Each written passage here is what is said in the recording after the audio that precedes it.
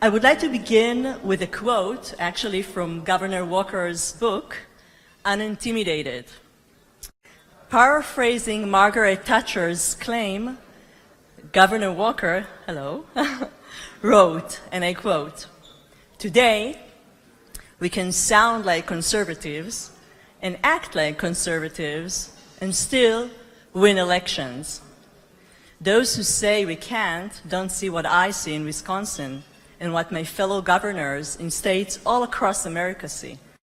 We don't need to change our principles. What we need is more courage."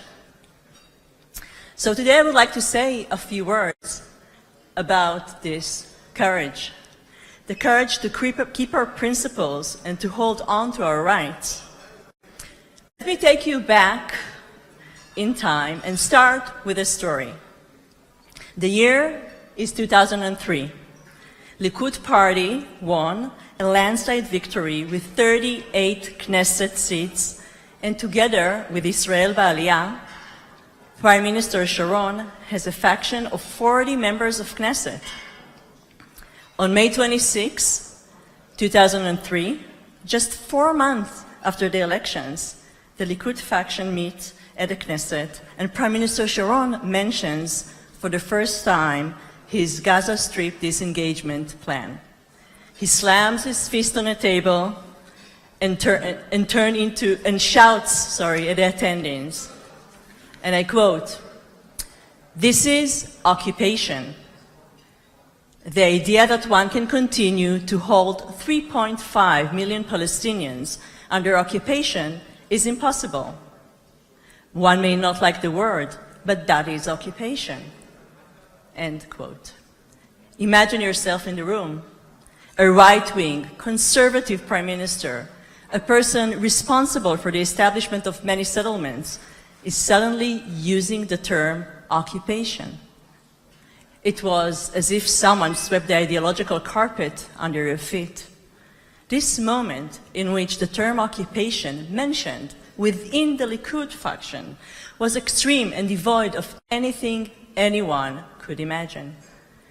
How could we have fallen so far that even people among us, conservatives, right-wings, have adopted the left-wing discourse and have started to use such terms with regard to our historical homeland and our nation's rights?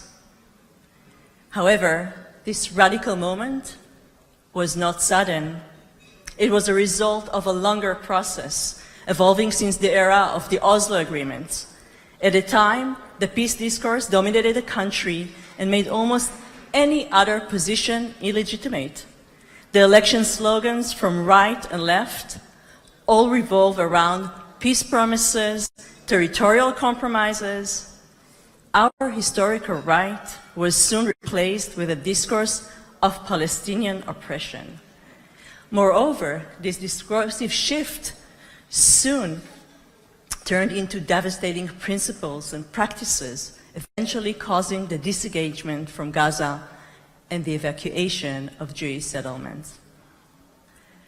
More than 15 years have passed since then, and here we are again at a political, national, and historical crossroad. Today, surprisingly, neither the right nor the left talk about occupation anymore. Moreover, even the term peace is coupled with an amount of suspicion and realism. The public discourse changed again, almost turned upside down. Today we are witnessing instead the return of the historical right of the Jewish people, not only to the Israeli discourse, but also to the White House, and of course it is supported by many other countries as well. This shift happened due to Prime Minister Benjamin Netanyahu, the Likud party, and the right wing's courage to keep our principles. 15 years have passed and we have not compromised our beliefs. Not in the face of the Obama administration, EU pressures, UN biases. We held our principles and demonstrated immense courage.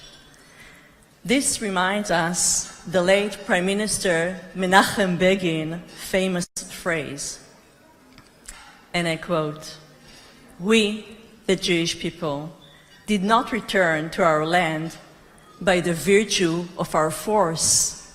Rather, we did so by the power of our right.